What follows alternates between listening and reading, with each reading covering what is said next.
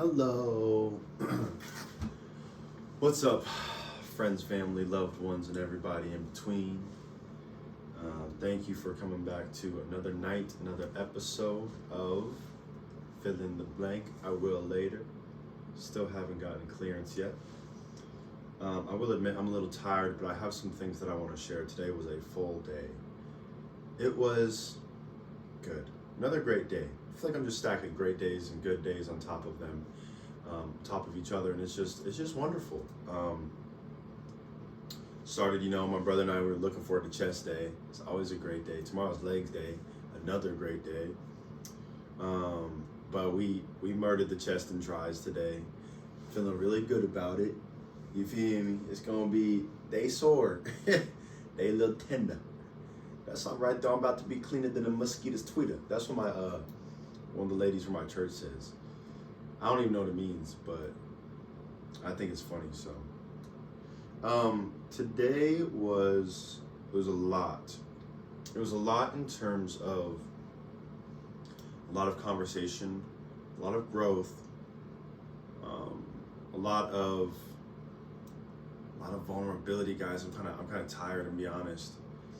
I noticed that being vulnerable is like working out a muscle, and that we have to practice it more. And the more we practice it, the easier it becomes, or the stronger we get at doing that thing, right? I noticed that I was able to be vulnerable with my sister the other night, and it grew our relationship. I was able to be vulnerable with people I talk with. I'm just understanding that to be present with people, to allow people in, not to give them full access, but even just to allow them to see you, you have to be vulnerable. Being transparent and being vulnerable are not the same thing. You can be vulnerable about superficial things, but yet still allow people to give people the space to judge you. See if they will. And if they do, fine. If they don't, fine. Either way, I'm learning how to be vulnerable and not be as affected by the repercussions of the response. I think that's a wonderful place to start stepping into. One of the questions that came to me today was, what do you do when you want someone to be something for you and they don't, and you see them be that for somebody else? What do you do when someone you love, you want them to grow, and you see something in them, but you're not the one to bring it out of them? And you almost get jealous, envious of the one who was able to bring it out of them. And you question what's wrong with you. Because I saw it, but why couldn't I bring it out?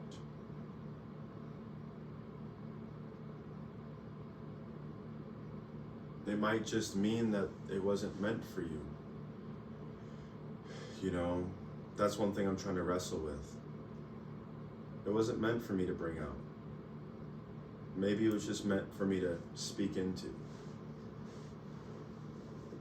And that other person was meant to bring it out.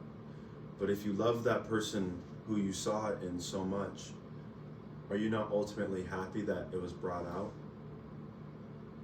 Regardless if you were involved or not? Then we talk about what friendship is looking like. The other person's ultimate good without you being involved, or the need of you to be involved. And so that was just something I'm trying to learn to surrender. One of the things I feel like last year I really started to step into and understand what it meant to be a son. Because like a lot of young men and women, specifically men that are forced to grow up too fast, you don't really get the opportunity to be a son first. The first thing you were created to be, a son, a child. And so last year I was just learning how to be a son. And I feel like this year so far I'm learning how to be a brother, learning how to be a friend, and learning the roles and boundaries within that. it's difficult. There's been some lines that I've overstepped, some lines that I need to protect. Like, what is it that protection looks like? What's the difference between if a father is supposed to protect versus a brother is supposed to protect? That we're using the same language, but they mean something different. What's the difference? That's what I'm trying to understand. That's what I'm trying to learn. And I want to. I very badly want to learn. And I will in due time. By surrendering. I had the most fabulous conversation today with a lady at Costco. I worked there. She was, I'm not going to share her name, but I just asked her a question, and that question led into like an hour and a half conversation of surrender, of being vulnerable, of God and how He's good, and about love, and about connection, and it's just incredible how this one moment of me just asking this woman a question about some of the things that she had in her cart transpired into this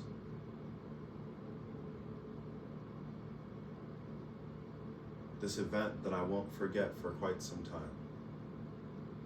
Truly, she touched me. Not physically.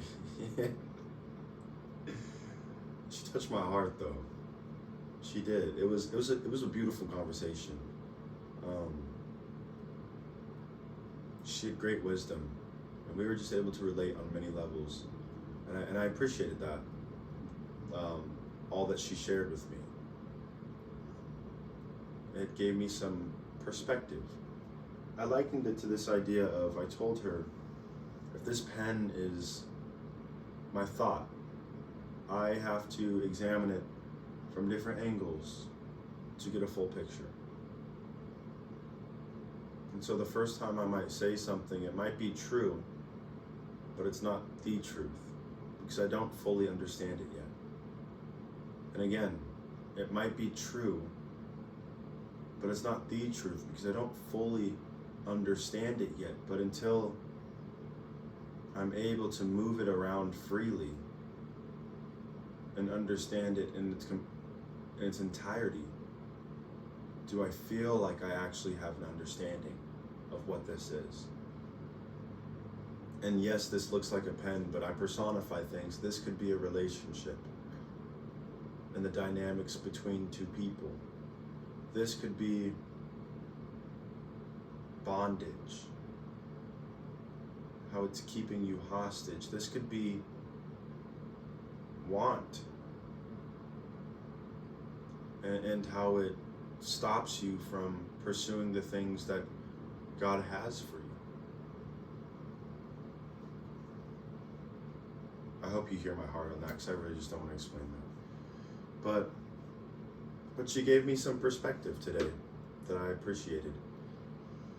That was that conversation. There was another point of today that was, I recognized this, that by doing the very things that are hard, I'm seeing the things that I've wanted come true. I'm not going to say the name of this person, but they were telling me about how they got back into a place that they didn't want to be in. Talking about physically. And it was something that when they left that place, they were hoping that they would never return there again. And they hated that version of themselves. And I understand that. I understand what it's like to look yourself in the mirror and hate what you see. I was never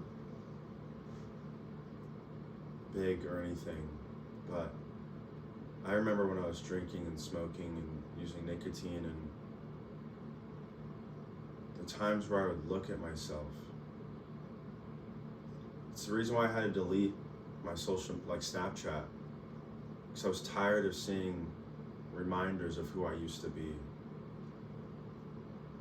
I couldn't do it anymore. They had to be gone.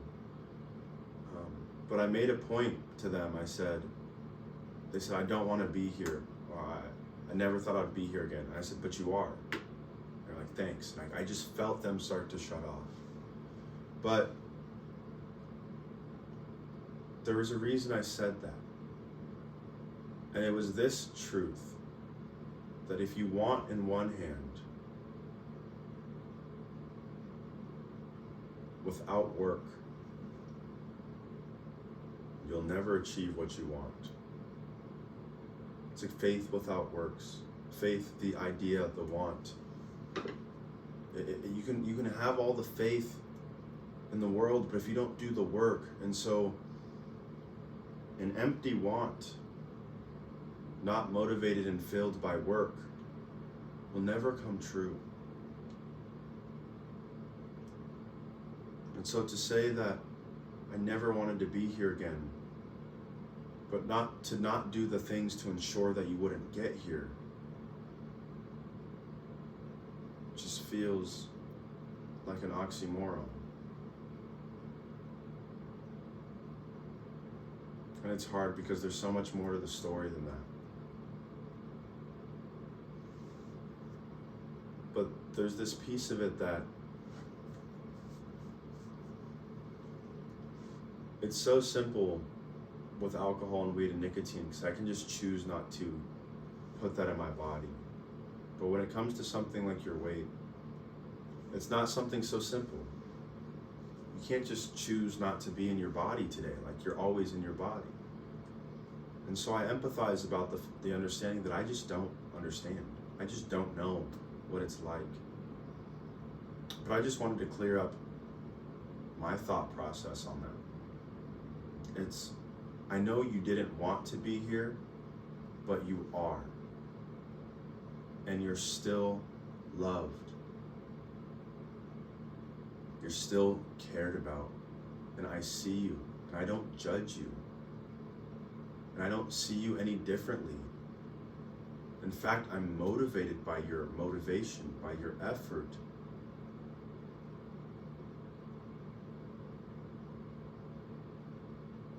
I don't know. It's a place I understand that you don't want to be in. But you're not less of a person because of it. It's a place I understand that has a lot of baggage, a lot of pain, a lot of resentment and shame. But you're not any less loved, even if you don't feel that way. Unconditional means unconditional. There's no condition that will change the love. And even if we don't feel that way inside, it's the reason why we need good friends. So they can remind us. So they can tell us. So they can see that thing in us and speak into it. Even if they're not the ones to bring it out of us. I think that's important. It's so important to surround yourself with good people. To surround yourself with people that want to be with you. But I'm learning to surrender it. That if you want to, then you will. We make time for the things that we care about. And there's more nuance than that. We're also controlled by our bondage, by our traumas. And we're learning to break free and walk in freedom by surrendering. My dad says it all the time. Sometimes you just don't know what you don't know. You don't understand that you're being controlled by fear. It's part of the reason why you've taken control yourself, because you're so afraid to lose things. I'm speaking to myself now. Afraid to lose relationships. Afraid to be alone, and so you actually are lonely because you won't ever actually let people see you. you go deeper and deeper into a cycle because you're asking people to do something. You're asking them to hit a moving target and it's not possible. Or if they do and they get lucky one time, it's not sustainable. I love that articulation of being a son last year and being a brother this year. They're building on each other. I think about how God is our Father, and we are His children. And how Jesus says that if we're now born in Christ, we are sons, and if sons, then heirs to the throne, and if sons, then brothers of Christ. What does it look like to be a brother?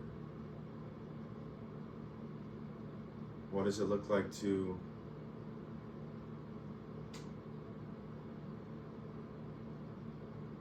I don't know. There's a lot going on in my mind. All I know is I just keep saying yes. It was incredible. I got in my car to leave work tonight because I got off at like 10:30, and I heard the Lord ask me, do you want to go on a drive tonight? I'm like, not really, I just want to go home. I said, do you want me to go on a drive tonight? He said, that's interesting. What do you want to do? Let's go on a drive. Okay. Every red light, turn. Every green light, go straight. So, the first light I came up to, the turn lane was red and the through traffic was green. I made a choice. I said, well, we're in this lane, let's just keep going straight. And I go, and by turning at every red light, I get flipped back around, come back to the exact same spot that I started. And I go the way I would have gone had I gotten to that lane to turn. And it's just funny how that works sometimes, right? But then I start going, and I kid you not, this isn't the first time this has happened either.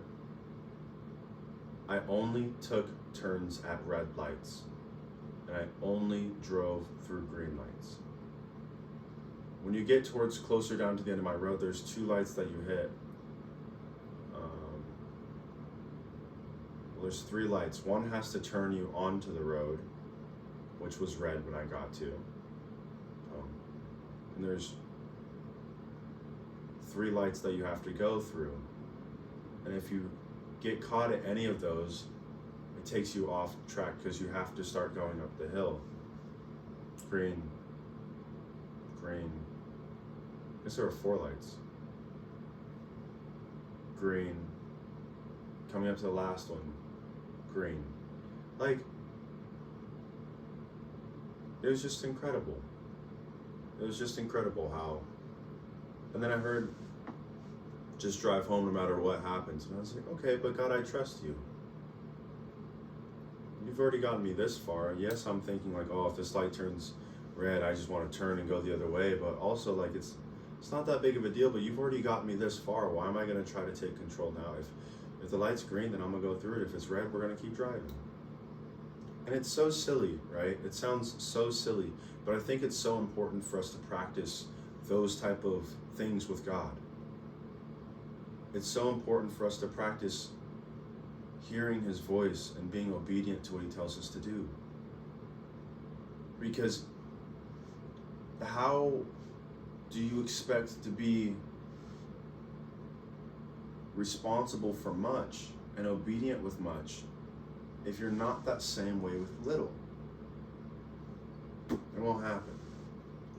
And so that's why I just begin to think and understand David a little more. He was practicing all the time, listening to the Father, glorifying the Father, honoring the Father. And so I try to, as many times during the day, practice that. And that conversation with that lady at Costco, it was incredible because I was so drawn into the moment. It hasn't happened in a good long while. And I was just so present that I didn't know how much time had passed. And what was beautiful is there were no thoughts coming into my mind of judgment, like, until the tail end of the conversation. That's when I started to be aware of what was going on. Like, wow, we've been talking for a long time, maybe you should get going. Like, that was but prior to that, there was no thoughts of expectation. It was just, let me learn this woman for what she's communicating with me about, and let me share, for whatever reason, what I'm going through. And it was wonderful.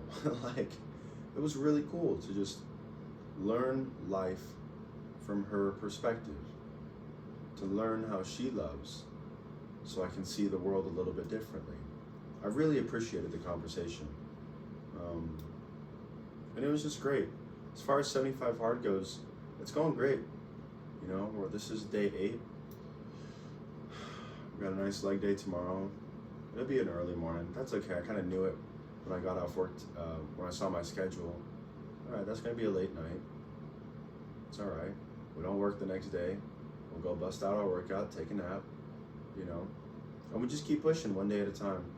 I think that's one of the biggest lessons I'm learning, is that sometimes we commit to things so big, and we put pressure on ourselves to be and act and do something that we're not. But we can commit to tomorrow. We can commit to now. And so let's just choose and continually choose to take it one day at a time. You know, I'm thinking about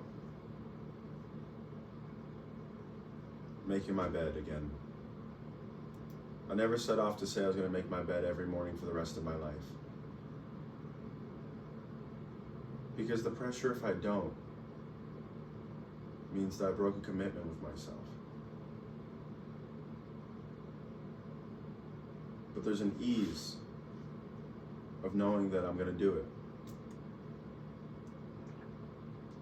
And this is something, an idea playing on accountability and responsibility. With something like that, it seems so trivial to compare to, but then I think about when people make vows. I'm someone who loves deeply, who searches intentionally, and who listens thoughtfully. That's me. And I just think about my wife, my future wife, one day that I'll meet.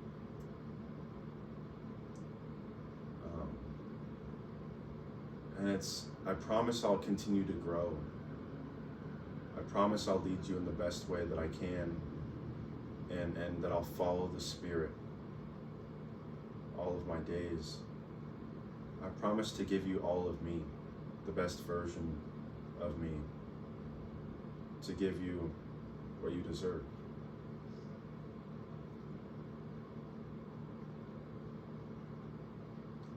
Truthfully, I don't know if I would say something like, I'm going to treat you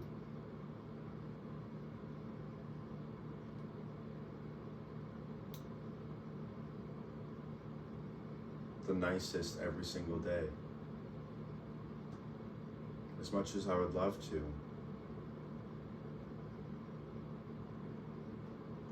We have to understand that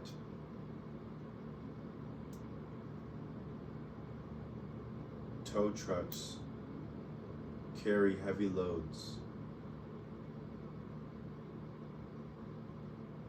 meaning they too are heavy. And so if a tow truck needs to be towed, it's a heavy burden.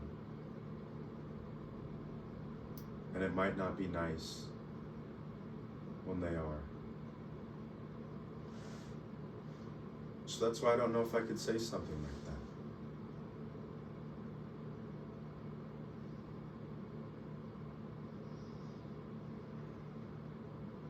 But I will tell you this, guys. There is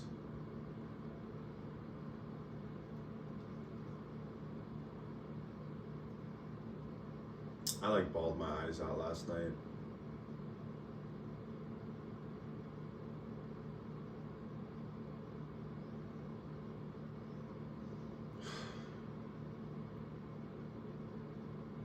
I think sometimes I just share the good stuff about how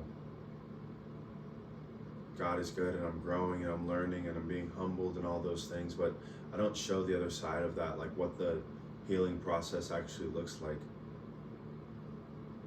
I sobbed for the first time in a good long while. I remember the last time I did it was when a dear friend of mine had a stroke.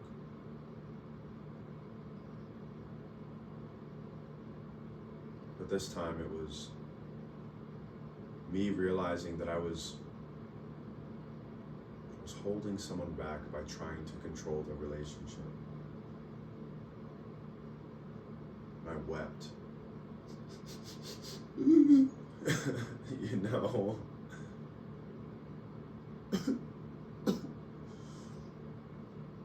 That was not video or nothing, because I would have swung hands on somebody for real. But I wept. And I cried out to God.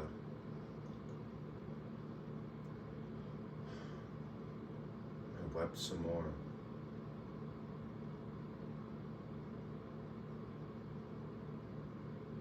Because where does a man go when he's cried out for help and no one answers?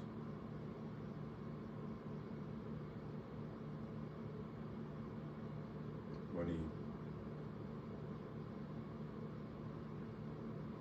he turns up his light just a little bit extra, hoping to be seen.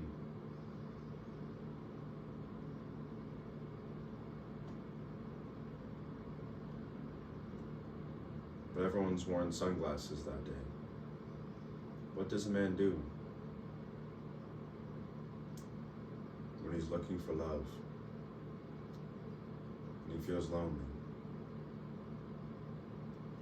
I suppose these are just some questions that we'll continue to learn, we'll continue to dive into, we'll continue to grow in. If that be what the Lord has for me to learn, to dive into, and to grow in. Until then, it's yes. Yes, God. What else? Yes, God. First a son, a brother, a friend, a lover. Understanding that there's order to things, there's process to things. That if I didn't learn how to be a son first, a brother, a friend, I couldn't be a lover. I couldn't take care of my woman. My woman, that sounded so weird. But you get it? I think so. Guys, I'm tired.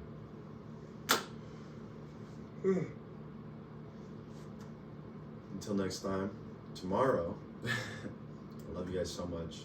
Thanks for tuning in. Or not. We'll see you next time. Peace.